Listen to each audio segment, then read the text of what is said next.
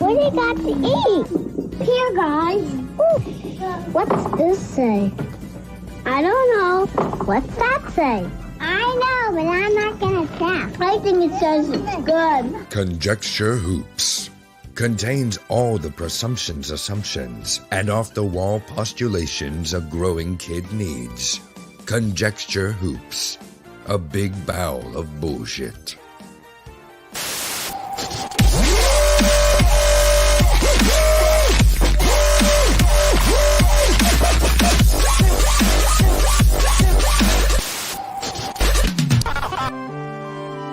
Saturday morning cartoons. Now at night time. Mostly conjecture based on little knowledge. Please welcome Max Headshrew, Dell, Ari Blackness, and your most gracious host, Ben Motherfucking Jackson. Applause. Applause. Applause.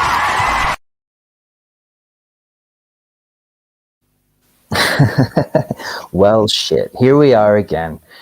We had a little bit of a snafu earlier in the day with, yeah, I need to do the same thing. Hold on a second.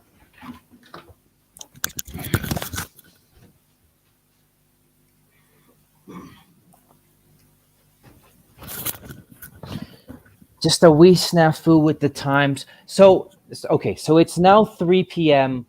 for me where I am. Right. What time is it for you? 8:48. It's 10 to 9. So 3.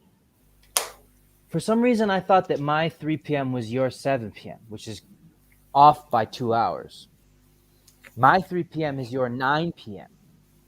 So that It is at the moment, right? It wasn't before, though. I feel like it's changed. How is that possible? Because we have daylight savings as well. It just happens at a different time. Oh, fuck! God, I hate that. Yeah, it's hate for the that farmers over here. I hate that very. Are you on daylight savings time at the moment? We're coming up to summer, aren't we? So we've gone back an hour, or have we gone forward an hour? I can't fucking remember. We've fairly recently done something anyway. Yeah, and that really fucked me up. So, that's Don't worry my about excuse. But let's figure this out. Well, listen, next time I haven't got to work, so I can do the show earlier. So if you want the show at 7, we can do that. I just have to know that that's 1 p.m. for me. The time for the show is fine. As long as I know, it's fine. All this weekend was a particularly difficult one because I've been looking after my little spud. Okay. On my own. I'm just having a bad day in general. You should have, I don't think I've ever been less helpful and less effective at teaching than I was today. I was just, I don't know. I'm not on it today. And I couldn't tell you why. I don't know if I ate something or what. What's up, Buddha? Yeah, we can hear you fine. Good. Sometimes Sorry about that, mate. I didn't realize you all had daylight savings time. No, that confuses me about which. Ours is different, right, Buddha? Ours is different to the American one, isn't it? So, yeah, it happens at a different time as well. Yeah, it'll all go back to normal in the fall. Are we on? Yeah, we're on. All right. Ben was eager to get started. Broadcast something. If I have to shoot off for 5 minutes, it's just because the kids woke up, but it seems to be all right at the moment. Yeah, same here. Don't have kids. Don't do it. Don't ever do it. I mean, do it if you want. But also don't do it. Yeah. It's not that bad. No. I've been going on muted for like 5 minutes. Oh, sorry. What were you saying? I was just saying, like, I always wanted to have kids, but I recently decided not to. Because, like, everything in my life has like been a massive disappointment and not at all what I expected. So seems like kids just be the same thing, right? No, everyone's life's a massive disappointment and not as expected. That's called life. All right. Well, that Yeah. makes me feel better about You're it. supposed to having a kid is is letting them know that Having look, someone it's going to to- be disappointing and you're not going to be a rock star, okay? It will complete you spiritually. Yeah, absolutely. Is there something cathartic about passing the disappointment on to someone else? It's more like, well, when you've been through that, then you have, because obviously I'm an older dad. Like when you've been through that, then you have a kid. Because I'm at a funny crossroads in my life because I'm restarting everything, really, career, everything. I think it just became more apparent to me, like, oh, you're just supposed to prepare them for the world, for the unknown. That's it. That's all you can do, right? That's it. Yeah. You got to resign yourself to the fact that you will fuck up. Yeah, you absolutely will. There isn't a parent out there that hasn't fucked up. Yeah. Yeah. It's Doesn't that all take the pressure damage off? limitation. Doesn't that kind of remove pressure? Because then it's like you don't have to do a perfect job, yeah? Well, there is no perfect job. You just get your values and align them correctly and stick to it. Try and stick to them, and that's it really. And then just try and pass them on to your kids. I suppose all you can ask for really is that they're just a good person. Anything else is really up to them, isn't it? Yeah. It is. Mine was unplanned as well, which also takes the pressure off, I think. Because if I do majorly fuck up, then I didn't ask for this. Yeah, I'm glad you see it that way. The fear of fucking up and the fear of being a shitty dad is the reason I didn't do it for such a long time. Yeah. For But sure. that fear is important as well, right? Yeah. The people if that you don't have that fear, then yeah, I think you raise shitty kids. Yeah, I agree. I think the ones that worry about it, it's a good sign. Yeah, because it means you're reflective, right? Hey, what's up? Hey, man. How you Nick, doing? did you read any Kevin Smith comics this week? No, I didn't. Yes. No, I didn't. But I read this one. What's that? Is that what's for Dude, breakfast? I found this. I went to a horror convention last week, and of course, I found the only person selling comic books, and I found some other cool ones, but I found this one. It's called Cyber Rad. Awesome. Hold on 1 second.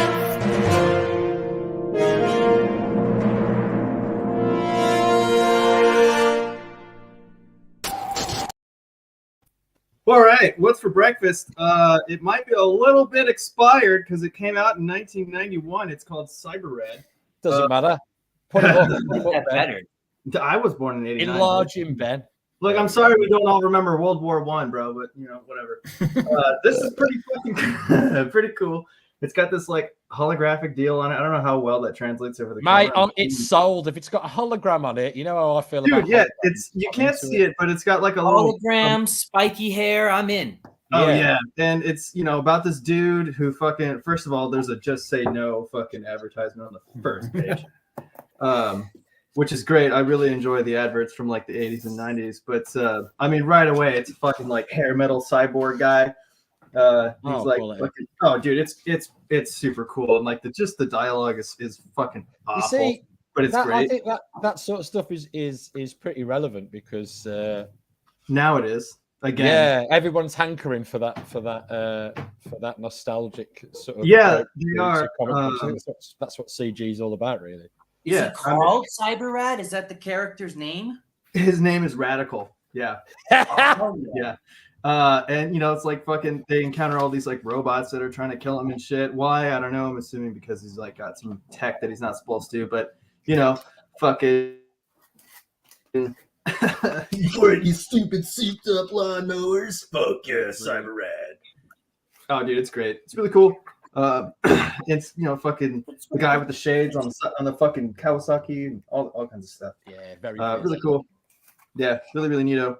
But anyway, I thought that was cool. And then I got some fucking. These are cool for me because I read these when I was but a young lad, and had a really heavy influence on my artwork forever. Johnny the Homicidal Maniac. Johnny the Homicidal Maniac. Yeah, are you guys familiar with it? No. No, I'm Okay, only so- familiar with Johnny, the beta male Sousa's wife. Yeah, not as cool. So Johnny the Homicidal Maniac was made by John and Vasquez, is the same guy who did Invader Zim. This was his comic book that came out in the 90s, and then somehow he was hired by Nickelodeon by some miracle, because Johnny the Homicidal Maniac is about a guy. So is it like a proto Invader Zim? No, it has nothing to do with Invader Zim. Aww. But you can tell stylistically it's very, very similar. Oh yeah. But it's like that Tim Burton style. Yeah. Sort of, except worse. It's like if Tim Burton had a stroke. It's as if Tim Burton were a sociopath, a really angry sociopath. It's about Johnny the Homicidal Maniac, and that's Johnny right there. And, is it basically just ultra violence juxtaposed with chibi art?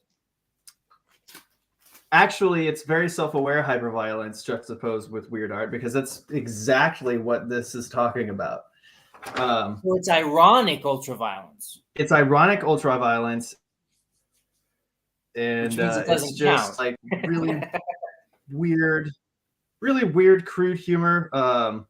But some of it's kind of snarky, kind of funny, and there's a lot of like weird little cameos in it and stuff. And fucking That reminds me of shorts. That reminds me of reading Faust by Tim Vigil, and like reading the intro, and it's like this really complicated mental gymnastics of justifying the ultraviolence and the gratuitous sexual content as being artistic, and it's like, Yeah. hey, you need to justify anything. We're here for it. Go ahead. The ultraviolence and gratuitous sexual violence justifies itself by Exactly. Like we like it. That's this was all released- the justification you need. Yeah.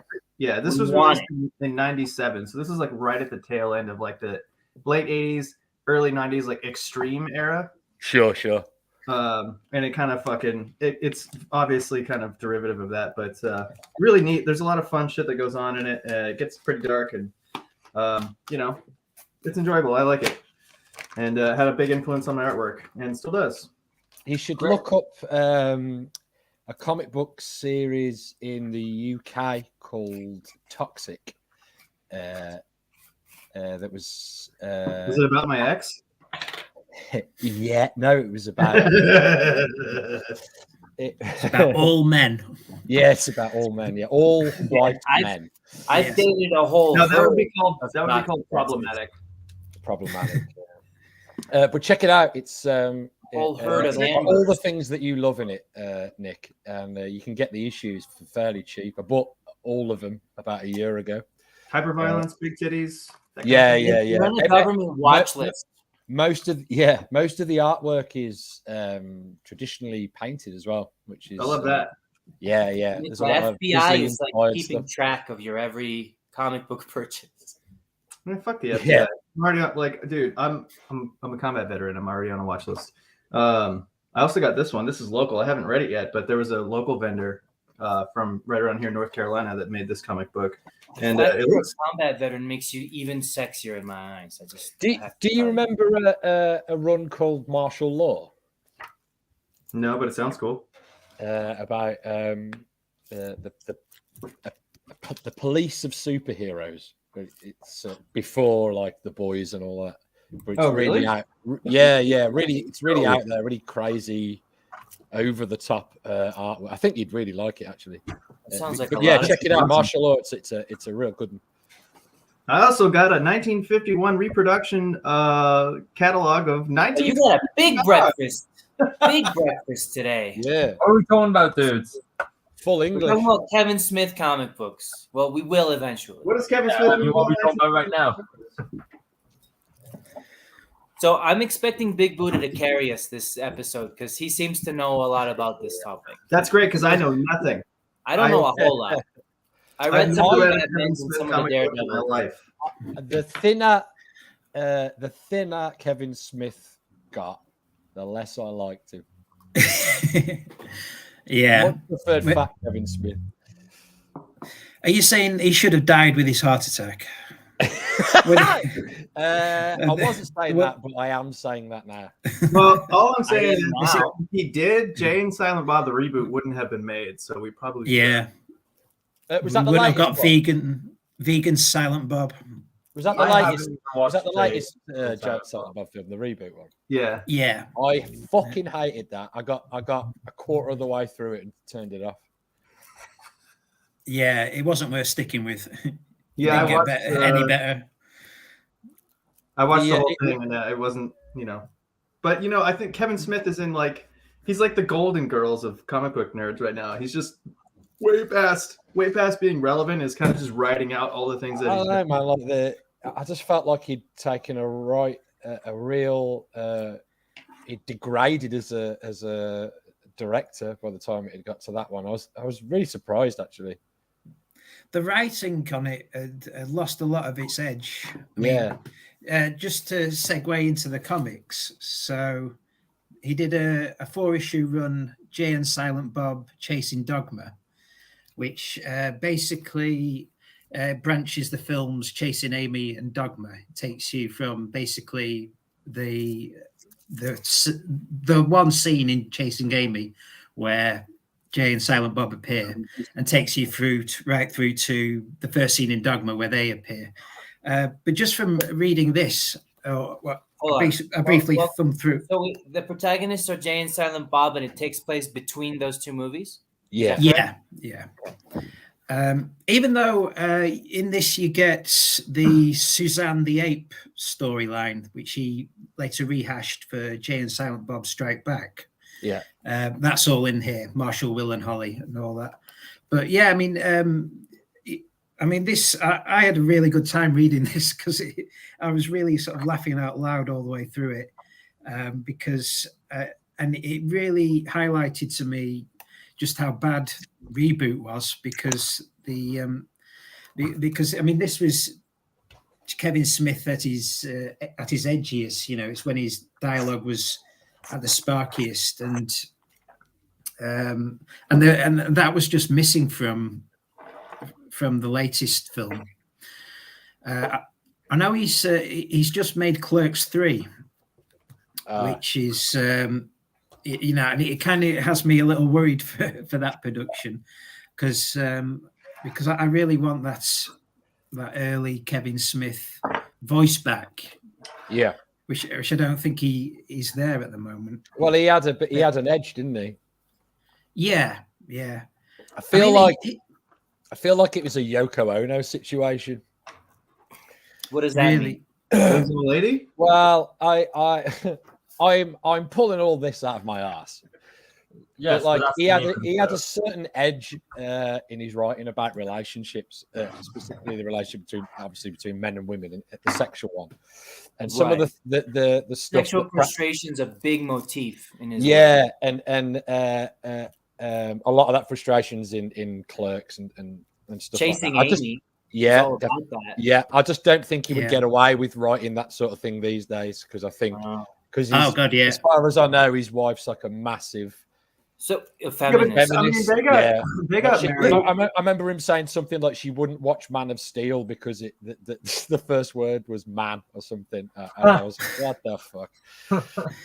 But I mean, do you think that's a recent development? Because they've been married since I think right around one. No, I don't. I think they were making no. I understand what you're saying, and you are correct. But I just think that she weared away at him over time.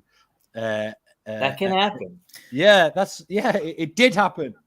Because the modern climate has legitimized her arguments. It's so severe that they're willing to sacrifice their livelihood. It's like, hey, look, I know you feel this way, but these are the movies that make me money. So, well, that's the big question right now. Well, how devoted are you to the cult of woke fucking leftist politics? As far as my rent is concerned, to lose money.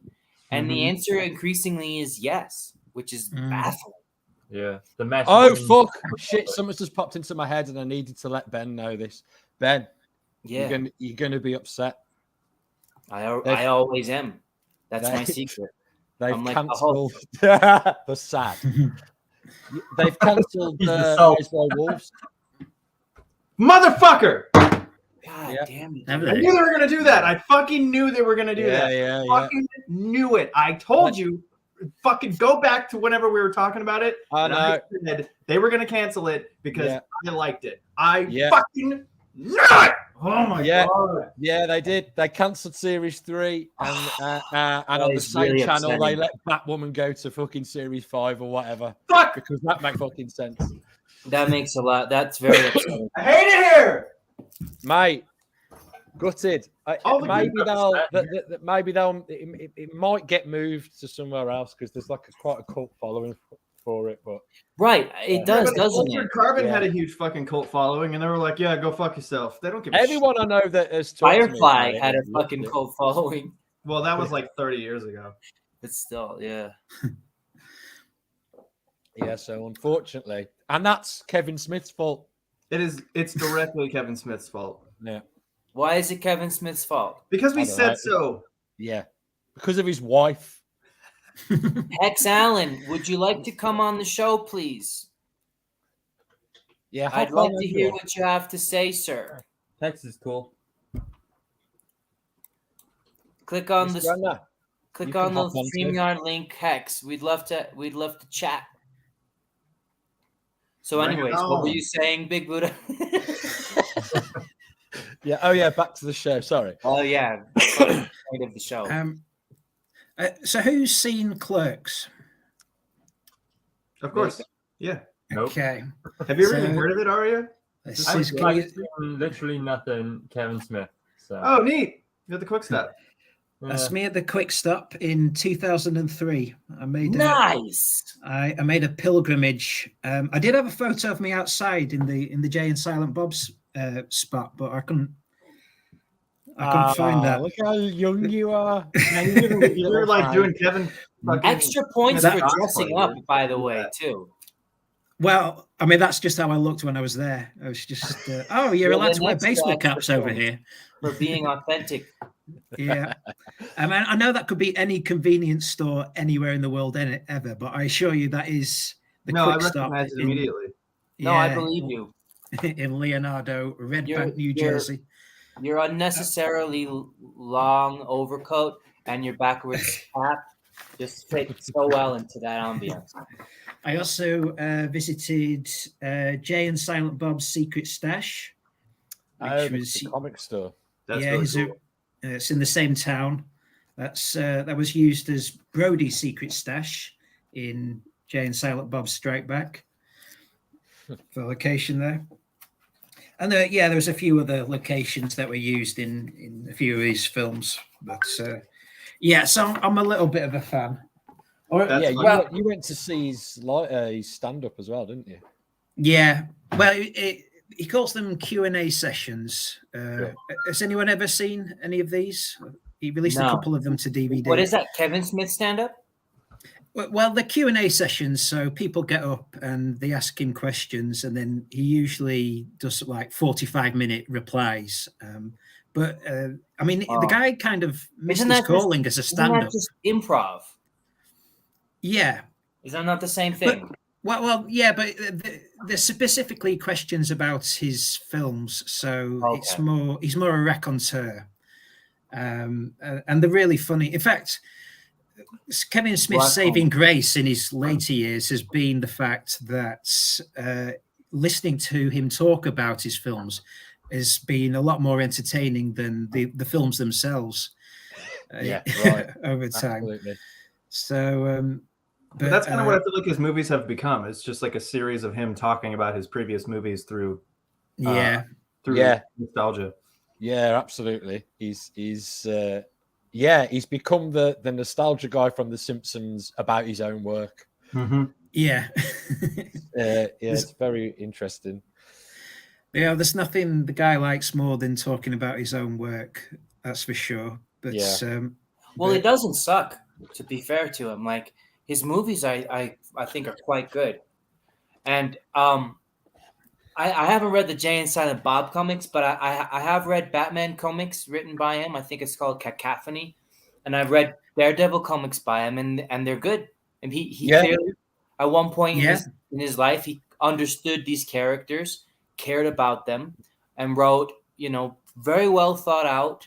I would say, true to, loyal and faithful stories. So kudos to him. Well, Yeah, he no doubt he's funded a comic book fan. he funded Clerks he by was. selling his comic book collection. I mean, the guy's the real deal when it comes to comics. Right. He's well versed in superhero lore and everything. And he managed to raise something like $20,000 just by selling the comics that he'd accumulated over time to fund a whole film. And that just sort of really begs the question of like, why has he done this bullshit with the fucking He-Man, right? Because like clearly you get superheroes, clearly you understand the characters. Kind of on board with Matt's theory on this one. Yeah, and the thing is though that I have heard him say that he's not a Saturday morning cartoons fan. Well, then why get involved in something that you're not a fan of, right? And I do remember him when the Transformers films came out, talking about how he just didn't understand them. Well, then, that's why he's not allowed to come on this fucking show. So, yeah. It's so frustrating. Like, I do want to. I want to like his work more. But he can let you down in certain areas. But really just his wife? Is it really that simple? Like if you're a fat, unappealing man and you marry way above your attractiveness value, are you just willing to do anything to keep your hot wife, including betray yourself and your values? That's part of it. I'd say happiness can be a destroyer of art or your own artistic talent. But I mean, by his own admission, he's never been that great a filmmaker anyway. I mean, if you watch Clerks, what it has going for it is the spiky dialogue and the characters. It's certainly not the way it's shot. It's a really, really badly shot film. What do you mean? I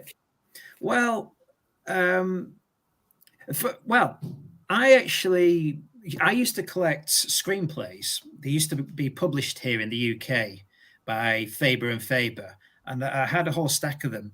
And I bought. They published the Clerks and Chasing Amy screenplays in one volume.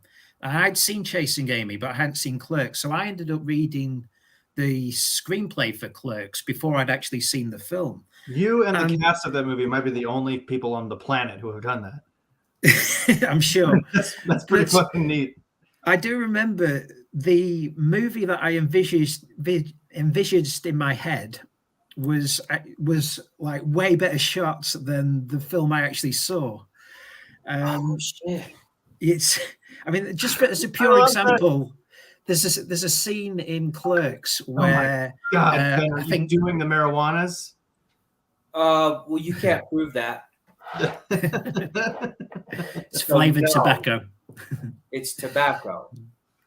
There's a scene in Clerks where Jay, I think he writes a comic speech bubble that says "I eat cock," and he puts it on the door of the Quick Stop. I remember. Knocks on the door, and then Randall comes to the door and sort of sticks his head there, and so it looks like he's saying "I eat cock." Now, just as a pure example, the way I envisaged that scene was that of Jay doing that, knocking, cut to a close-up of Randall's head coming into frame, and the speech bubble would be there perfectly. But the way it's shot, they have the actor Jeff Anderson. He has him just sort of open the door and then stop awkwardly for like no reason, just so it's the speech bubble's in place. So yeah, it's not a great shot. It's not a very well shot film at all. They call it "I Love Lucy" staging. A lot of his films, they just have the characters come on from left, come on from right, come on from the left again, and there's very little imagination to his shooting style. Okay. So he's definitely a stronger writer than a director for sure. I think he's a great writer. To give Yeah. him credit where it's due, he's a very good writer. Yeah, and I mean, so the things that got me into Kevin Smith comics back in the day, well, the superhero stuff. I checked out the superhero stuff on the back of reading his adaptations of his comics work. But this was the first one I wrote. The first one I read, Clerks, the comic. Oh, Hex, thanks for coming on. Hey, what's up, guys? Morning. Good to see you, Morning. dude. Oh, shit. It's afternoon already. It's your first time on the Saturday morning cartoons, I think. Yeah. I catch it sometimes when I can. Thanks. Yeah, thanks for having me on. Yeah, anytime you want. I busted out my old books. Awesome. First comic books. I haven't read any of these since they first were released. But I do remember laughing my ass off when I read them. I hadn't read them until this week. I gave them a reread, and I laughed my ass off as much as I did back in the day. And this one, this was drawn by Duncan Fegredo. What's his name? How do you say it? Duncan Fegredo? Yeah. Is the title there? Is that a hologram on some of those? Oh, no, I think I have my green screen setting on here. Oh, it's green. Oh, crap. Sorry. It's the color green. Oh, yeah, because like some of them where it says Jay and Silent Bob, it's like invisible. That makes sense. Right. Okay. Probably Virtual just background. green screen green. There we go. I met. Yeah. That. I met the artist Duncan Fegredo. Oh yeah. And he said it was the hardest gig he ever had, Really? because Kevin Smith tends to write in monologues. Like he said, just fitting that dialogue into a panel was like the hardest job he ever had. In some of them, I mean, you can see like in some panels, it's just like rants from Jay, and then like the characters just appear at the bottom. Good rants and good bad stuff from what I remember. Yeah, I mean, it's funny stuff. Yeah, this is a pre losing the weight. So, Buddha, can you show us a good exemplar of that dialogue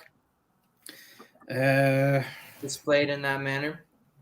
If not, that's all right. I know there's plenty other things to talk about, but you got me. Okay. You got me curious. Oh yeah. Oh heck, look at that. That's a nightmare. Oh. Yeah. Yeah, that looks like a chore to read.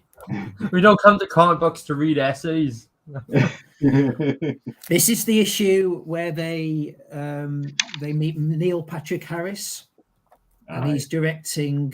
At the time, Neil Patrick Harris was only known for Doogie Howser, but he's directing a porno called Doogie Nights for some reason. Because it's a parody of Boogie Nights and his name, and words on his name. Yeah, and he was in Doogie Howser, MD. If anyone remembers that show, trying to forget. You're all way too young. I don't know Doogie Howser. Yeah, you don't know Doogie Howser? No, I never watched it. No. Yeah. Sorry. So, Hex, do you have the Blunt Man and Chronic run that he did? Oh no, I missed out on those. Yeah. So, Blunt Man How and does Chronic. that work? Blunt Man and Chronic. Is Jay and Silent Bob their secret identities, or are they like less real versions in a less real universe or something? Or what? Have you not seen Jay and Silent Bob Strike Back? Yeah, I have, but like, how would you make a whole ongoing series about these characters? Well, because in real life, they're not being Jay and Silent Bob on a daily basis; they're being themselves. Well, the conceit is in the movies, and then Jay and Silent Bob dress up as them in so they're basically cosplaying. Right, but there is a Jay and Silent Bob comic book in the movies, right? In the movies. Yeah. So here's I don't remember how much those Jay and Silent Bobs look like the real ones, but they're identical, aren't they? Well, the characters from Chasing Amy are comic book artists, and they've created Bluntman and Chronic, and they've based the image That was on what Jay I and forgot. Silent Bob. They were Yeah. the creators of the book. So the idea is that this is the comic book that exists within the universe of the View Askew universe. It all makes sense. Microcosm. Yeah. The View One, Askew universe. just to go back to Kevin Smith's love of comics. I didn't get that, teacher. I'm not clear on that. What aren't you clear on, Ben? So Kevin Smith and whatever his name is are actors, and they play Jay and Silent Bob. And in the universe, Jay and Silent Bob are comic book artists who create. No. The main characters from Chasing Amy are comic book creators, and they've created. Oh, and they're friends with Jay and Silent Bob. Yeah. And So they have created Jay and Silent Bob, the comic book. Yeah. And in Jay and Silent Bob, the comic book, they created Bluntman and Chronic? No, in the film, they created Bluntman and Chronic. Yeah. Bluntman and Chronic is the creation. And in our world. And in our world. Because this is all real. Pass the pipe, bro. Well, there's something very Grant Morrison-y about this whole thing, because there's like all these layers of reality to these characters. There's like at least 3 different layers of these people, right?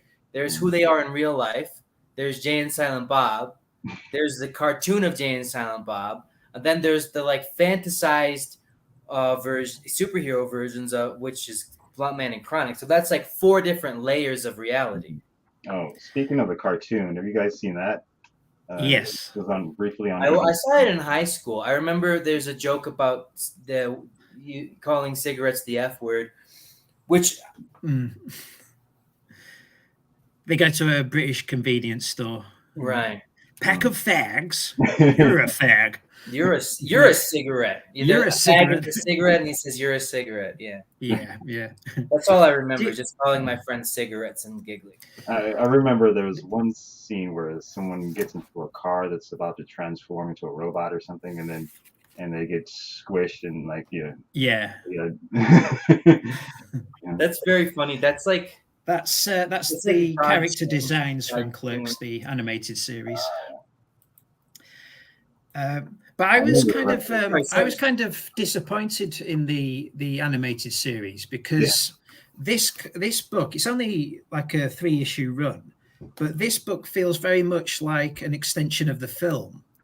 It has the foul language. It has a scene where Dante effectively sexually assaults his catatonic girlfriend with a candy cane. It has all that blue humor. And when I heard they were doing an animated series of Clerks, I thought, oh, great, it's going to be like the comic books. No. And it wasn't. Oh, it was. It was network. It was sort of PG-13, and it felt like a sort of cross between South Park and The Simpsons. Yeah, I found it excruciatingly unfunny, except for a couple of scenes. But it's Jim Mahfood. Is that the one you have? The Jim Mahfood. Yeah. Art one. That guy. Yeah, great. Is that the one you have there? Yeah. It's the same run. Yeah.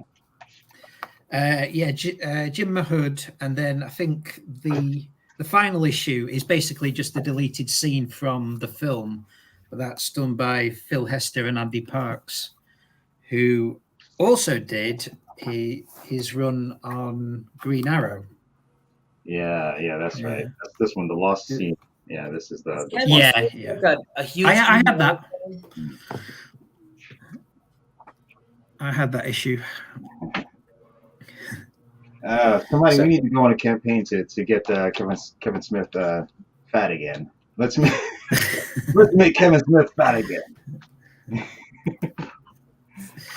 Yes.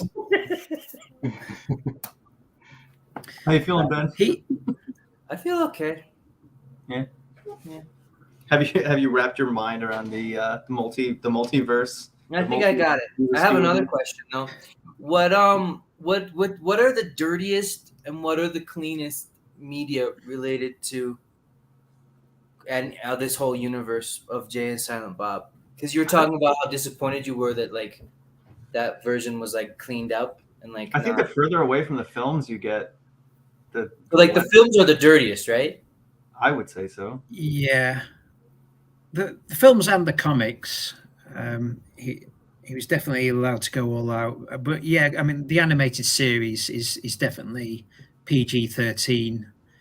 Jay and Silent Bob. We're not even allowed to call them drug dealers in the series. I think they're merry mischief makers or something. They're selling fireworks to kids. Seriously? Yeah. Which is debatably more dangerous.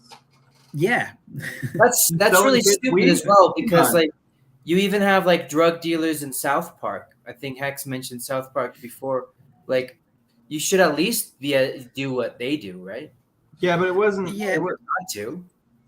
A better home for it would have been on Comedy Central or one of the cable stations in the US. But I think it was network. I think it was on ABC. Yeah, it was on which is a very clean. Well, there you network. go. Well, that explains it. But that was a bad move. Yeah. If that was picked up by Adult Swim, it probably would have been pretty good. Yeah.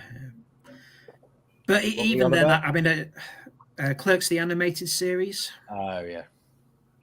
Which we watched in the They're day. saying that it's not crude enough. No, it's like trying to filter Clerks through sort of a pre-teen cartoon. It's very odd. Yeah. It felt like work. it felt like they were trying to make The Simpsons rather than an extension of Clerks. It didn't even really feel like The Simpsons to me. I think Max is sort of onto something with like that. I forget how you described it, but there was definitely this sort of flood of shows that were all following the same formula, and they were sort of aimed at like preteens. It seemed like this is fun. Like I call it Burger King Kids Club, right? Because that was example of that. And then there were like dozens of cartoon shows on Nickelodeon that were like the same joint, right? Like the Weekenders and fucking Recess, you know. But I mean, there was that, but then I think he also got restrained a lot from the network. Like I think they wanted to put something.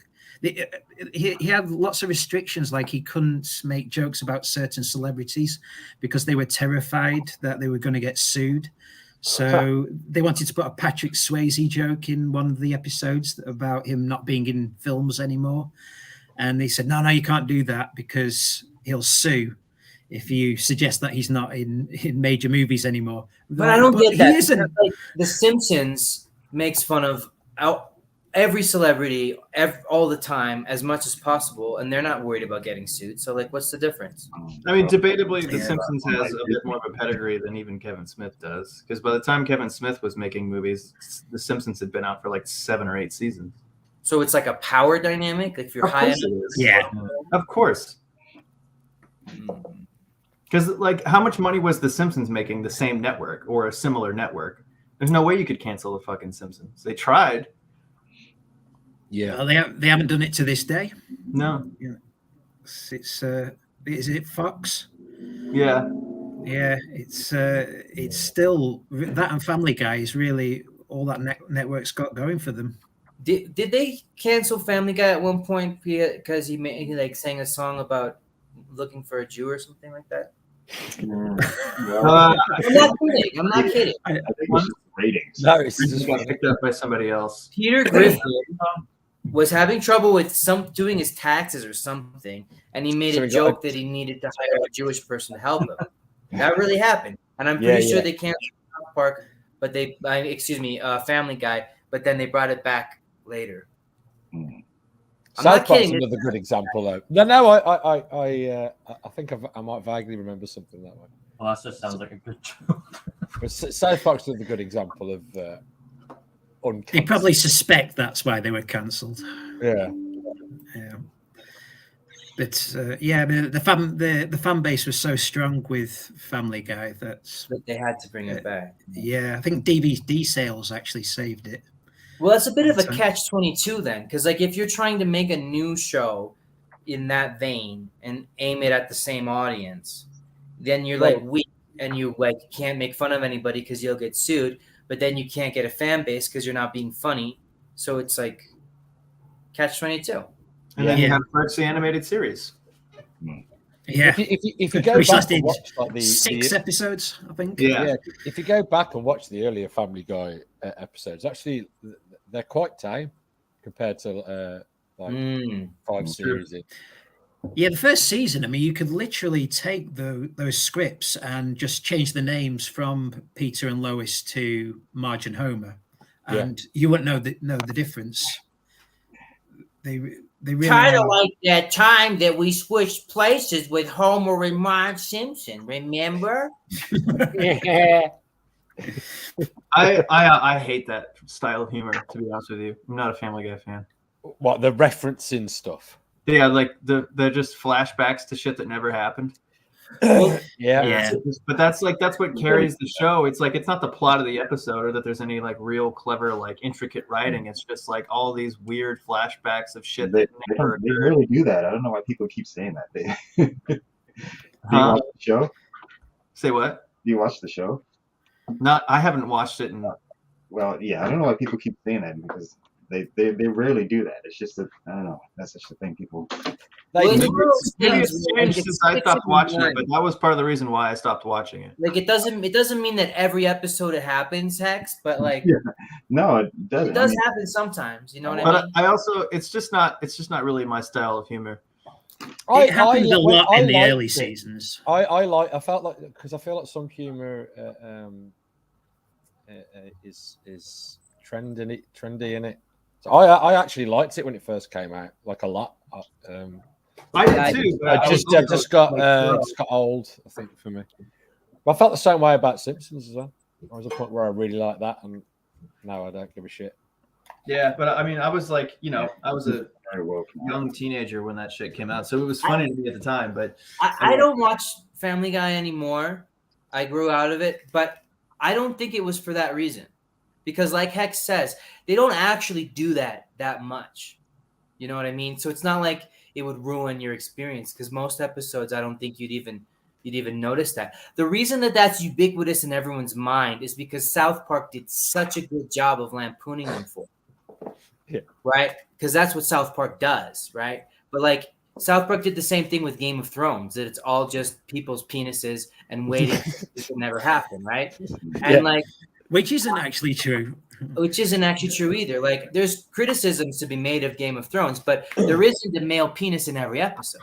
You know what I mean? But the humor's in the hyperbolicness of exactly. Yeah. I think Trey Parker and Matt Stone, their sort of main thesis of their argument was that Family Guy would crowbar in the jokes. It felt like. They were like non sequiturs. They just come out of nowhere. Whereas the humor in South Park is always comes out of the story and the characters. Right. It's far more organic. So maybe they just felt like superior writers. I don't know. All right, Hex, I'll give you a chance to rebuttal now. Who's better? Seth MacFarlane or Trey Parker? Family Guy is better than it's ever been. I've watched every episode since the beginning. Same with The Simpsons has gone on a steep decline recently. But okay, so what do you like about Family Guy? I don't know. It's the funniest jokes. The jokes are funny. And what series are they on now? Hmm? What series are they on now? What number? That's how British people for the season. 17 or probably. Oh shoot! Probably like 20. I haven't seen one for a good while. I'll tell you what. I'll watch a couple then. I'll tell you what. Come back in 1 week. Max will watch out.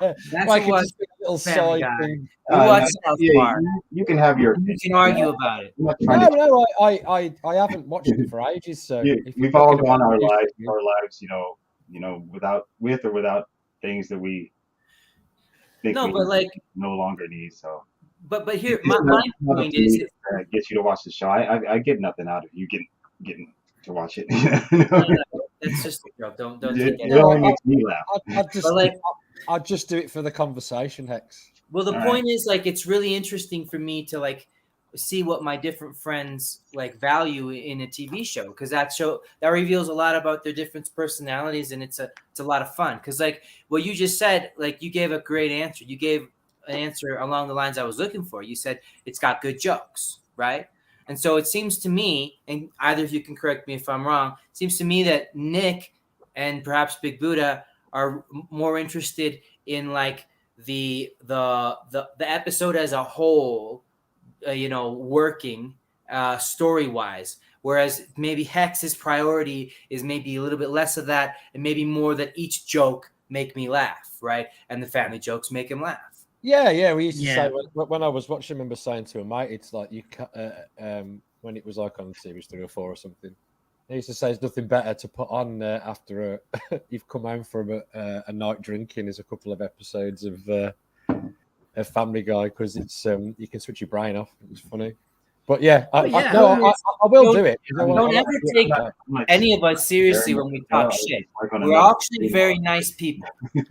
We actually truly all are. Yeah, you can tell me to get fuck myself if you want, Hex.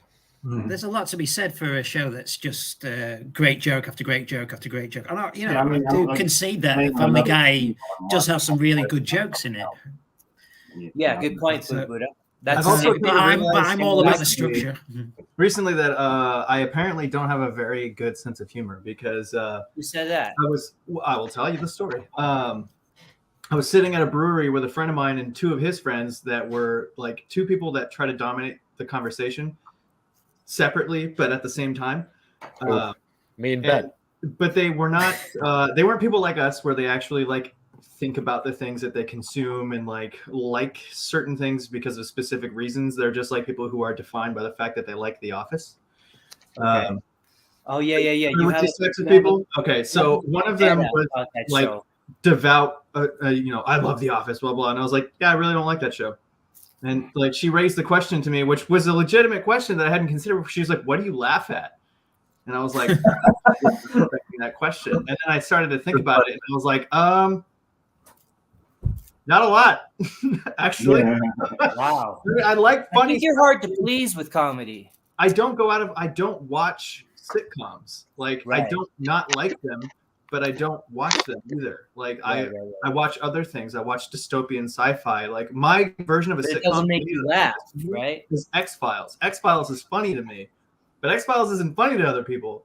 But that's kind of why I don't like. Well, I mean, you can find humor in also like there are some episodes of Black Mirror that I find very funny. Yeah, I find them hilarious. Yeah. But that's not like people don't think Black Mirror is a funny show. Well, it doesn't matter what other people think. But you should have said I like sardonic, dark humor, and I don't. Yeah, I should have said commercial the commercial shit that you're trying to get me to watch. Exactly. Sorry, I don't have the fucking Jim to my Pam written on my car. You fucking weirdo. Get out of here. That's what you should have said. Except you should have fit the word derivative into it somewhere. I should have. Yeah. But yeah, that's like South Park. I haven't watched in decades. Like I catch the occasional episode of South Park, and I'm gonna say I'm very rarely disappointed. Sometimes they knock it out of the park. I'm not gonna say they are good or bad or whatever. Like Trey Parker. Family Guy's funny. Nick just doesn't like comedy.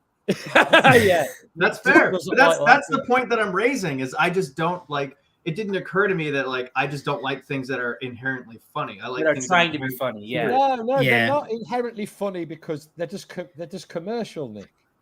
You probably do like things that are inherently funny. It's I'm just more. You just won't laugh at something for the sake of laughing at it. Yeah. Which I think is good. Yeah. So Nick, how often do you laugh? Sometimes I don't. For a while, has nothing to do with my sense of humor. You see, I don't think I've a week on this show. I don't think I've gone a day without laughing since I've been able to speak. Wow. Like, laughing's It's very an healthy. enormous part of my existence. Yeah, I laugh at everything all the time. It is. Oh. It's quite Depends important. on the kind of laughing that we're doing. Are we doing like the genuine I'm having a good time belly laugh, or are we doing the I'm losing my mind, I'm crying in the shower laughing? No, I don't count sometimes that that. could be the same thing. I'm the first kind. Man. Not that I know about. If you're doing that, we're laughing. So it's, It's funny because we are. But also, I could be a little bit pretentious because there's been people in my life that I don't like that have been really big Family Guy fans, and I see them enjoying it, and I'm like, I hate the fact they're experiencing joy. Hey man, I get that. I thought I hated Lord of the Rings most of my life. It turns out I just hate my brother. So I know exactly what you mean. Like, because I like Lord of the Rings now. You know? Yeah. Yeah, I've done that. Sometimes you have to like swallow the negative thing and just expose yourself to it. Go, all right, it's funny. No, that's why Whatever. I'll never watch Breaking Bad.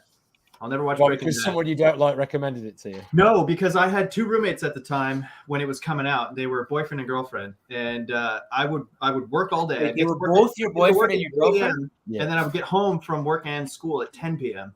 And then I couldn't sit down on my couch and watch my TV because my roommates were always sitting on my couch and my TV watching fucking Breaking Bad. And they would watch it till 1 neurotic as shit, Nick, but I love you for it. Say what? I said you're neurotic, dude. Oh, yeah, of course. I'm nuts. Actually, I'm autistic, but we're all autistic, mate. Yeah. We're all on the specky. Oh yeah, for sure. But like I was all talking the to my therapist about it, and I was like, "Hey man, I think I'm autistic," and he's like, "Yeah." Because of all the We're fucking a panel of pesticides comic and artists and writers. Yeah, I know, but yeah, I'm also neurotic. I'm insane. I'm totally insane. But I'm a lot more level-headed than I used to be. But this was like 10 years ago. So I was also drunk all the time back then. So I would get home, I'd start drinking, and then I would just look at my fucking roommates and just get increasingly more angry. And they were just like, huh, huh, huh. I'm like, God, I fucking hate you guys. And then I'd go into my room and try to sleep, but then it would be them laughing at Breaking Bad and listening to Breaking Bad in the morning. And I'm staring at the ceiling like, I fucking hate this show. I hate this show. You should go onto IMDb and review Breaking Bad and just Fuck write you, all of that. Breaking Bad. So many Right, everything that you just said about having a drinking problem when you were young and living with two people. But for that reason, I'm giving it 0 out of 10. 0 out of 10. Fuck you, Breaking Bad. You stupid son of a bitch. Also, I'm from an area that's near where that show was shot in Bakersfield. So. Oh, really? Are you in New Mexico? Well, some of the show was shot in like Bakersfield area. Okay. But it's the Central Valley in California all looks exactly the same from Barstow to Bakersfield, which is quite a lot of space. Huh. So it was just like, well, I kind of grew up in this. So I don't really want to watch it. Like meth was huge. If you ever wanted to write a song, huh? It'd be like from Barstool to Baker's Gate. These are all of the shows I hate.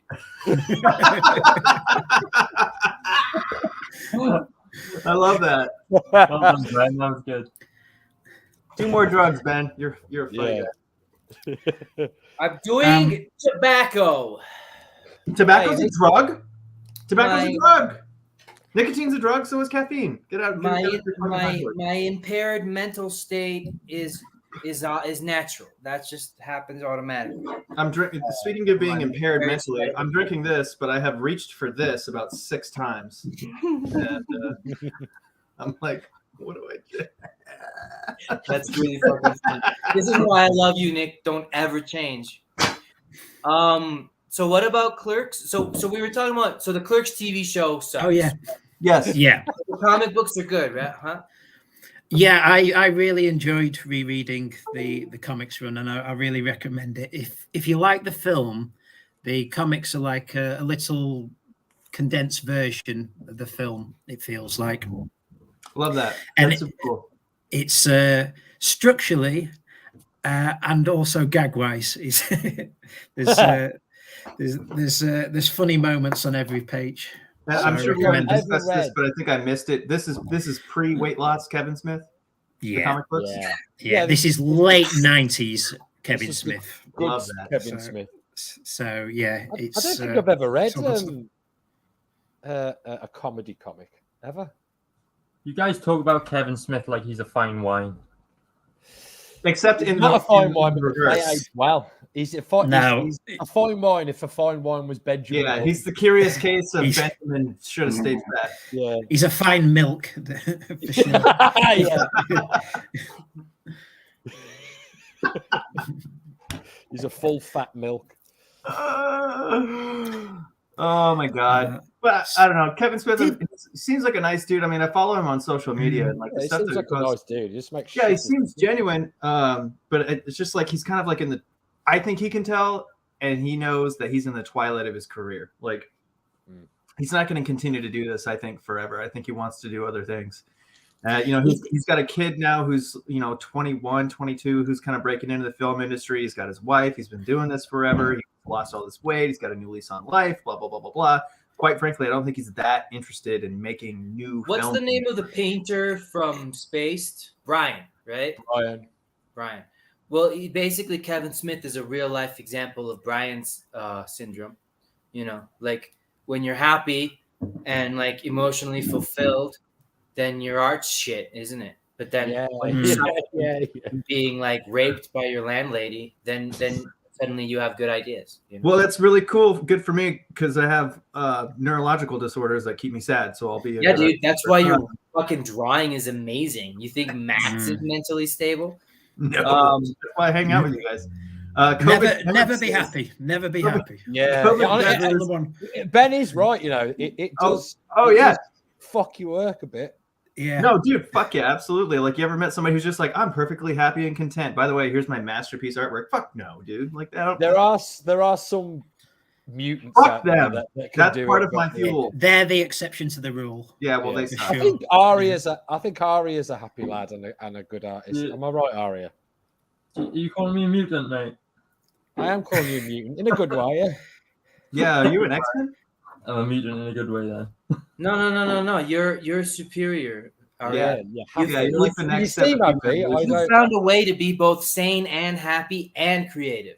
We can't get that formula. I can't get that. You seem like an upbeat kind of guy, Aria. Or am I wrong? No, I just.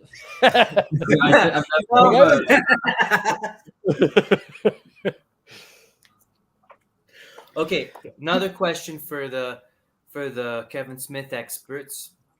So what else besides Jay and Silent Bob universe is good? Because like Kevin Smith has written a lot of comic books. He's even written like some mainstream superhero ones. Are you guys familiar with those? Yeah, not as Not much. so much? But I did have I read his Green Arrow run back in the day. I'm a big Green Arrow fan. Like the only one I've ever heard of. I'd argue that for good or for ill, he kind of Green Arrow was like a forgotten character almost by DC. And he wanted to write a superhero comic, so DC gave him Green Arrow, and he kind of revitalized the character. And if it wasn't for this, we wouldn't have got the TV series, you know. He wouldn't. And that's why I said for good or for ill. Right. Although you're like, hey DC, do you have any superheroes that like literally no one else wants? And they give him Green Arrow. Yeah. Well, that's what Grant Morrison did as well. That's true. That's true. That's how he got Animal Man, because he was gonna do what is it, Marvel Man or Miracle Man? I think it was Alan Moore did Miracle Man. Yeah, it was Miracle Man. Yeah, he was gonna do that, but then do you know why he did it? Yeah, because Alan Moore wouldn't give him permission. Like he could have still done it, but he's such a fucking mensch that he was like, hey, do you mind if I continue your character? And Alan Moore was like, no, fuck you. And he was like, all right, well then you know what? Then I won't. And that's pretty amazing. Like not a lot of people would have made that choice at that moment. You know? Yeah, he sent him a letter that basically sounded like it was written by a gangster. It was like, right, like we'll kill you. Off or things are going to get ugly. Yeah, and Alan Moore is a more powerful sorcerer than Grant Morrison. So, well, if according you to wanted Alan to like Moore, curse him, you probably could do. You know. do you think? I'm just imagining them in like a fucking like a bookstore doing the Stranger Things fucking. I pay to see. Did you guys see Stranger Things? Yes. Yeah, I do. New series. Yes. I I really enjoyed it. Episode 4 was really good. I would I give haven't it. seen If beyond we that. could just take like I don't know 3 minutes to talk about it really quickly because I'm Sure, excited because yeah. I just watched it. Like I just finished it. Yeah. I will allow it. Did you I like will the? give- Did you I like will the give 3 minutes on the clock, please. Stranger No, Things so chapter good. series 4. I will give it like an 8.5 out of 10. There's a It's couple of definitely things. more horror. It's more like horror genre than the previous seasons. Yes. And also they came right out with the reveal. Like in the first couple of episodes, they're like, boom, here's the bad guy. Here he is, and he's badass. And I really liked the character design for the bad guy. You didn't understand his motive, but you knew what he looked like. Right. And that I was thought it a perfect. really good. I agree. It was like, go ahead. I was just saying that I agree, and I think your eyes look nice today. Oh, thanks. I felt like the horror style in this series was very Hellraiser, and I liked it a lot. Yeah, it was Hellraiser. Yeah. And I called this straight away. Hellraiser and the new villain smacks a lot of Freddy Krueger. Yeah, Yes. exactly. Like, But they mentioned Well, Freddy Krueger's in it. Yeah, he's in it. Yeah. They cast Yeah, him. they as- mentioned Freddy Krueger in it, and it's obviously Hellraiser. But this is what I think Stranger Things does really well. They use nostalgia very strategically and very, very well. Like if you're gonna Yes. do it, that's Yeah. the way to do it. They're making a new story with new characters without actually using anything that's already been done, but kind of Yes. alluding to it. So you get like this little taste. And They bring in atmosphere and aesthetic. Yeah, atmosphere and aesthetic nostalgia is sense, really, and then- really well and then done. add it to the story that they crave. And I agree. I totally agree with you. It's nostalgia done correctly, especially Yeah. in the last series. Yeah, That's like why I have such a mixed relationship with nostalgia, because when it's done lazily, I hate it. It makes me feel guilty about. I think the reason why it works for Stranger Things is because it's more shot as a period piece rather than something that's like, hey, remember when? Yeah. Like it's I caught myself a couple of times where I forgot that this was a new show. Like, and I was like, this was shot in the 80s. And I was like, that's so good. That's so good. But my They don't get the hair right. That's my one gripe with it. they get the hair better. No, they don't, because they've all got long hair. You were in the UK, man. It doesn't matter. No. If you look at films set in '85, Breakfast No, Buddha's Club, right, actually. Back to the Future, it's all short back and sides back then. Then like '86 onwards, it starts getting a bit longer at the back, and then the mullet starts coming in. But What year mid are we at now, 80s, then? This one was The 80s was it's 86. was a It's, collective haircut for the whole world. It looks from the hair, it looks more like it's set in the 70s. But that's like one gripe with the series. But they're also the from hair- a small town. It's yeah, well, whatever. behind the times. making an illusion. Costume stuff But- aside, But the one thing kid about has it, like, the kid and play hair, so there is some allusions to that with the hairstyles. yeah. You know, the The house thing- party hair. Yeah, the drawback that I have for it yeah, though black is the fucking football kid. I was like, I swear to God, if I have to listen to this kid do one more fucking pep talk, I'm gonna. Oh, he's annoying my as shit, isn't he? Yeah, he's annoying as shit, and He's like a little Zac Efron motherfucker. I wanted to yeah, slap. and then they spent, I feel, a little bit too much time. This is just me nitpicking. They spent too much time trying to break up Nancy and fucking her boyfriend. Yeah. Like they were in two separate places, and like all the other characters are like, oh, you know, blah, blah, blah. And also, I know they write well when I actually get upset about a character that I actually want to physically harm them. The fucking reporter kid that's with Nancy, who's like, well, guess who's here? And I was like, Yeah. oh, That hell, kid this was annoying. I would take this kid and yeet him out the window. Like he's just Right? all weak and shitty and gross, and then he gets killed. So I was like, yes. But Well, like I had a feeling he was going to get killed right away. yeah, but that's the guy. That's the dude who's sliding in on your old lady. Like imagine if you were away and you came home and you found out the guy who's been trying to fuck your girlfriend's that guy. Like fuck that dude. He was like-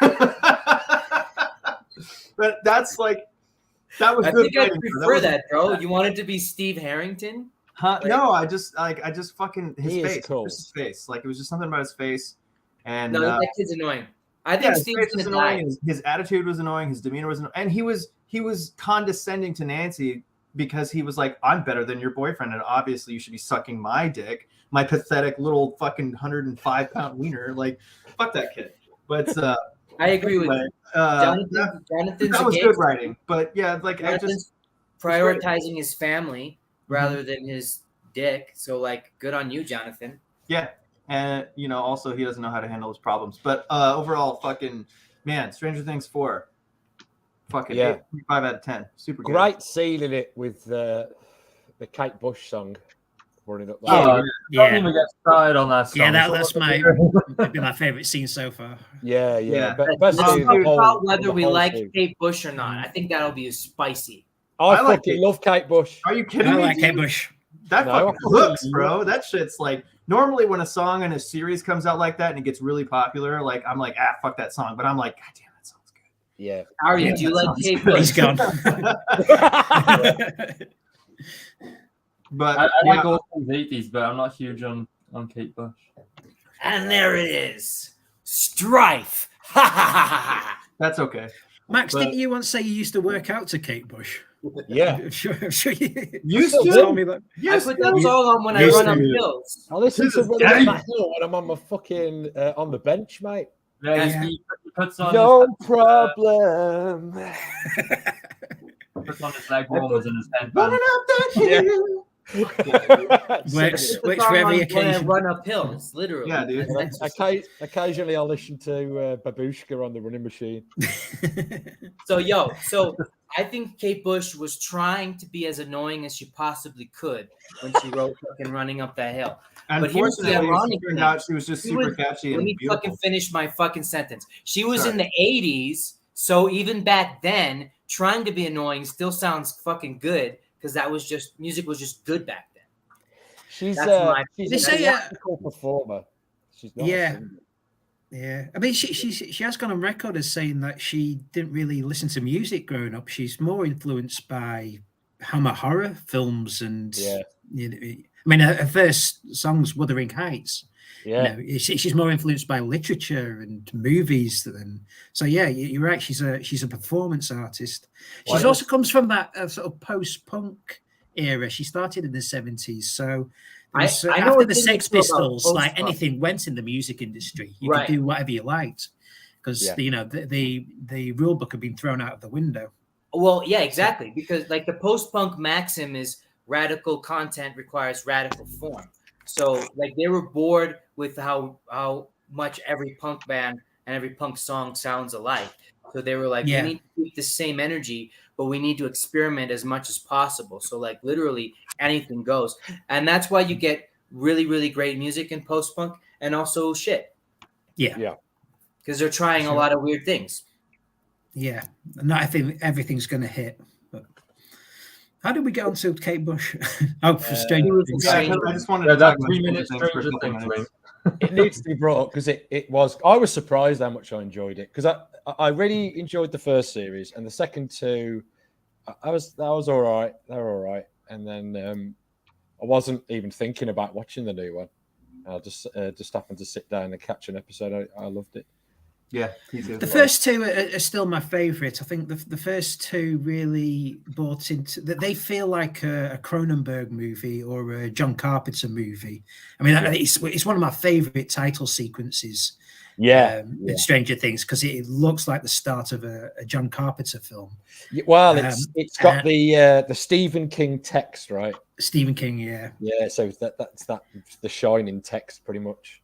Yeah. Also, Ben, sorry, I didn't mean to interrupt you. My connection's a little slow, so I'm like a fucking few seconds behind. So if I'm interjecting at weird times, that's why you're good. That's right. Good. So that they were my favorites because they felt like 80s movies that you were watching a film shot at the time.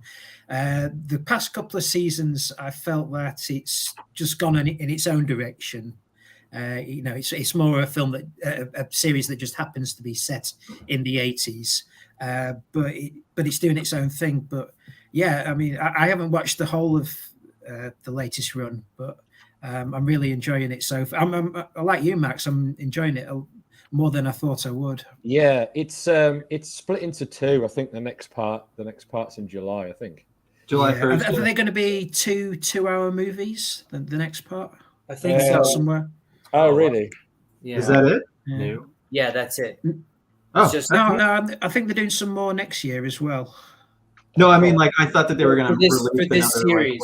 what do they do? Like 10 episodes? This series is going to be only two more episodes, but they're both going to be mega long, which is a very interesting format. I'm here for it. So I think that's the equivalent of four episodes. Yeah, Right. well, watching an episode in the last series is like watching a movie anyway, because they're an hour plus. Yeah. I'm sure the first season was like 45 minutes per episode. Nick, do you remember the first time that we talked to each other on a live video? Because one of the things we talked about, Nick, in our first ever conversation was how I'm really annoyed with movies because if I put all this, I invest 2 hours into giving a shit about people that I never hear from again, and it seems like a bad investment, and that's why I tend to prefer TV shows because I ultimately spend more time with them. So with that in mind, like I adore Stranger Things because I get to spend so many hours with these characters that I've being made to care about, and like even seeing them grow up because like those kids look a whole lot different than they did the first time I saw them, don't they? You know? Yeah. Yeah, it works when you can sustain the quality like Stranger Things has. That's the downside of episodic TV, is that you can have a really blinding first season and then goes downhill. Maybe we should. Whereas like a good movie, you don't have to worry about that. You know, it's either good throughout or bad. This is just caught it right then. Yeah. Should we? Sounds like Stranger Things has come out of a bit of a lull because season 2 and 3 were the lowest rated, right? Well, that's super typical of any series that goes on for that many seasons. But maybe we should pause the Stranger Things conversation and have our own episode. Sure. Well, there is one more thing I want to say about Stranger Things. Like Nick brought up a cool point earlier when he was like, "It's nice to see the monster from the beginning." Like I don't enjoy like supermodel swimsuit catalogs because like I don't want to see your bikini. If anything, I want to see you naked or not at all. So like, don't fucking tease me. I feel the same way about monsters. It's like if I want to see the monster, I want to see the monster, right? Like, show me your fucking nipples already, right? Yeah. Show me those monster titties. But this TV show is really growing and like understanding itself like as a genre and how it works and that it's on the cutting edge, because that was a really creative move to show the monster right away. But I'm really impressed with them that they still had a reveal. Yes. Like the last episode that we But saw. Don't spoil it. I'm not going to spoil it. Which is a great reveal. All those itches because it answers all the questions that had been asked. Yeah. So that was extremely gratifying. And there was a point where I thought, oh, some of this is just going to go nowhere. I know it is. But they tie the 3 storylines up. Yep. Very well. And like this was one of the first times in a long time that I went, oh fuck. When They hit me with the twist that I didn't see coming. I was like, God damn. Yeah. Like as soon as I realized what was going on, I was usually like, see them twists. Yeah, I was like, oh shit. It's all over the place. Yeah, it was really fucking good. So Very well good. At what point are you at, Buddha? Episode 4. I've just watched the running up the hill. Right. Moment. That's oh where my god, dude! I was How like, many episodes are there? This is a death reel. She's gonna die. She's not. So gonna far, make it. there's 7. 7. Okay, so I've only got 3 more to go. Yeah, you're right though. It's show the monsters. I mean, the only time that hold back of the reveal of the monster has ever worked was in Jaws, and that's the one time that anyone ever cites. It's like, oh no, it's better left to your imagination. They didn't reveal the shark until the very end. It's like, yeah, that's the only time it ever worked, though. Honestly, they do it. I think they did it quite in both of them actually. In more in Alien, I think they did it. They did a good job of it in Alien. Oh yeah, Alien. That was necessity, I think, because it was kind of a shit rubber suit. But but they did it in one of the Godzilla films as well, and really, which is a really fucking tardy thing to do for a Yeah. Godzilla film, when especially Because everyone knows what he looks like. Yeah, and he's the title of the film. I think Yeah. it's better to do it in a way where you reveal the monster, at least mostly, to the viewer, but not the other characters in the series or the Sure, film. yeah. So you know what the danger is, but you also know that they don't know. And it creates this whole sense of anxiety where you're like, oh my God, there's a giant monster around the corner and you don't even know it. Because if you know what the fucking monster is, you're the same level of oblivious as, say, the crew of the Nostromo. They made him more. Thing down. You're like, They made him "You're more. not." Like, Yeah, they made him more tangible and gave him a personality in this one. And I think that like the monster in the first 3 series, what's it called, the Mind Flayer. that was the third one. The third one. Well, there's always like this presence in the background. It's not really a villain. Like you see like the shadow of it, and then anything that they interact with is like one of its creatures. It's not really the bad guy. Yeah, well, the Mind Flayer is still around, I'm pretty sure. Yeah. And another element to that villain is the ability to possess people, right? Mm. So which makes like another creepy element, that not the monster itself, but that the monster is gonna corrupt someone you love and make them like dangerous.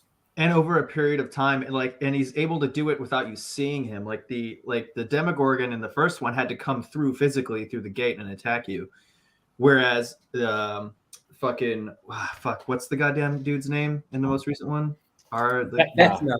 Vecna. Yeah, Vecna. It has the ability to reach through like dimensions with his fucking mind and get you. And it's like, oh, that's so cool. And you don't know when it's going to be or who or why. And it like they fucking drug that shit out just long enough. Like yeah. I think it's flawless. I think the writing and the pacing have been flawless. I'm really impressed with this. Me too. We should do a Stranger Things episode, I think. You guys are really selling the new season, so I guess I'll watch it now. Yeah, I think you'll like it, Arya. I really do. But yeah, I love season 1, and then I sort of lost it with the next 2 seasons. So Sure. Well, this one's better than this one's like. Well, honestly, I think the first season. Maybe I'll change my mind about Kate Bush as well. We'll see. Maybe. Hey, you don't have to. I think Kate well, Bush as long as Kevin Smith doesn't do any writing for Stranger Things, I think we're going to be okay. Well, he's a massive fan, even though he hasn't watched an episode. What'd you say?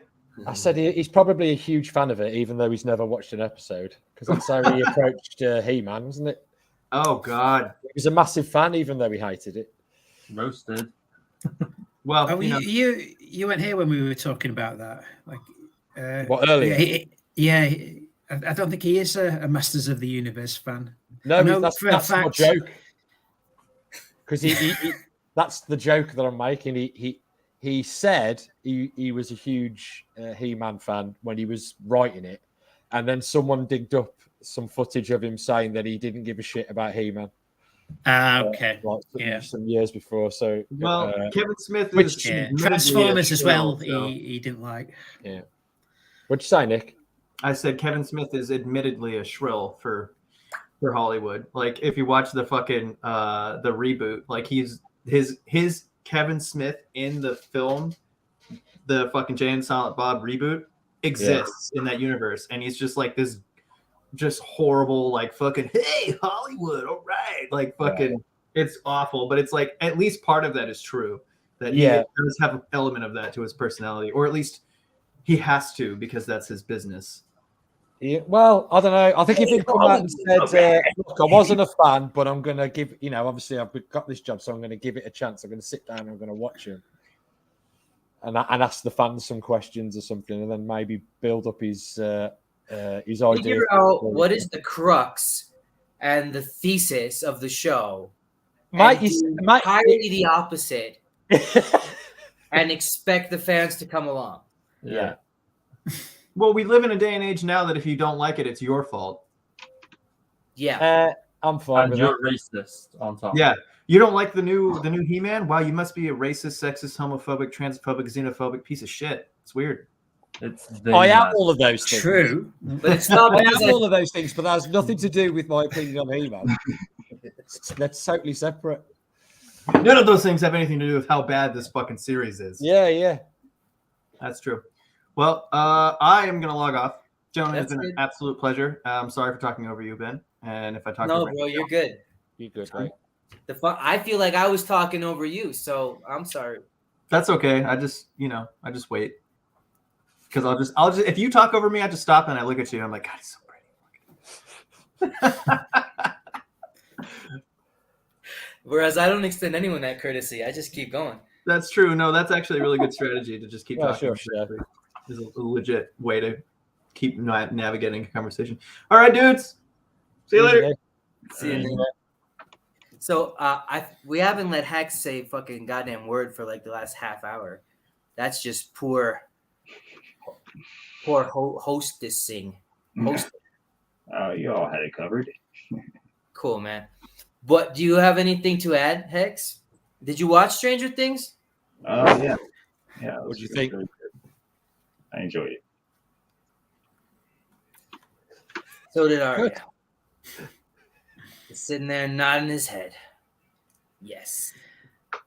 Arya, here's a hack. When you watch Stranger Things, just have like a Walkman or your cell phone with a different song. And then when they play Running Up the Hill, you just play the other song. So then it's like, I wanna rock and roll all night. And like, yeah, I can see how this song would save somebody's life. Ideally, it needs to be a song about running up a hill, though, for it to work as well as it does in the series. Here's the thing: I haven't watched it, but I knew instantly, like when you mentioned what's her name that we were talking about Stranger Things, because it's all I've seen on my Instagram and Facebook feed. Running up the red-haired girl. Yeah. It's made a big impact. COVID said Kevin Smith is a ringed out jockstrap. Yikes. Smith introduced a new sidekick for Ollie and then killed him off with AIDS. 10 issues later is what a waste of time. Whoa. There was people dying of AIDS in these comics, bro? You guys, did you read that? No. What's that in reference to? Have you ever seen Philadelphia? No. They introduced Tom Hanks's character at the beginning, and he just dies of AIDS at the end. What a waste of time. Wow, dude. What a powerful Tom Hanks is hilarious. Everything he says is hilarious. I have AIDS. Family Guy callback there. Yeah. I think we're done. I think we're done. Hour and a half in. So what are we doing next week then? The Swamp Thing, right? Yeah, Alan Moore's Swamp Thing, yeah. Hell yeah. I'll have a lot more to say about that one, boys. Yeah, that's one I have, so I'll contribute. Cool, man. Hey, it doesn't matter. It's all the jumping off point. Yeah. I'll just go out and saying, just to tie this up, Kevin Smith, one of the things that hooked me into his films when I first watched them back in the 90s was the fact that you had these series of interconnected films where one character from one film would reference a character from another film or a situation that happened in another film, but they weren't strictly speaking sequels to each other, and you had Jay and Silent Bob in each one. This blew my mind when I first watched these films, because I thought, wow, I didn't realize you could do that. Have a shared universe. A shared universe. Yeah, you know where I'm going. And to have, course, like, not being a comic book fan, I didn't realize until years later, of course, he's a comic book fan. Of course, he would do that in his own movies. Right. So that's why I feel his sideline in comic writing is an interesting thing that's worth checking out, because this guy lives and breathes comics. He's a fan. He's not the greatest comics writer ever, but he's produced some worthy entries into the comic book. I agree. Industry. Yeah. I read his Batman comics. They're solid. The Daredevil ones. I didn't read that. Is it worth reading? It is. I would say it's worth reading. Yeah. I did get around to that one. I did read Spider-Man and Black Cat. Did anyone check that one out? No. Was that any good? No, I didn't. Again, like all of them, they're worth checking out. Okay. Yeah. He's a good. They're solid. Like, he yeah, was he gets. good. He was. Yeah, he understands comic books and he wrote them well.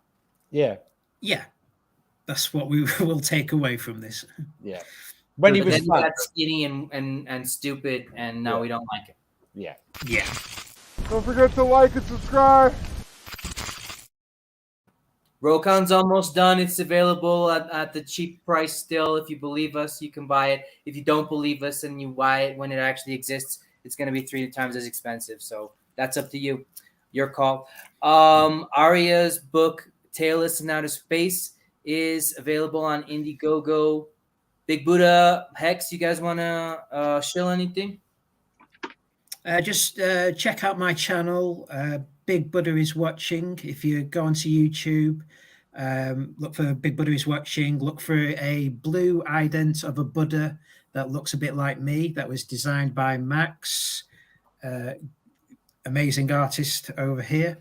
If you like this podcast, you'll probably like the stuff I do. I do film reviews, I do commentaries, I talk about obscure comedy from the 90s. I also have a sideline in like snack recipe videos, fun stuff. You can also follow me on Twitter at @BBudIsWatching and Facebook and Instagram at BigBuddaIsWatching. I'll put all that in the information after we post the video. Cool. That's a good idea. We should be doing that all along. Yeah. All right. See you guys next week. As we've just seen, drugs make your problems go away. So make it the best day possible. Remember, it's drugs that counts. Take one and take a chance.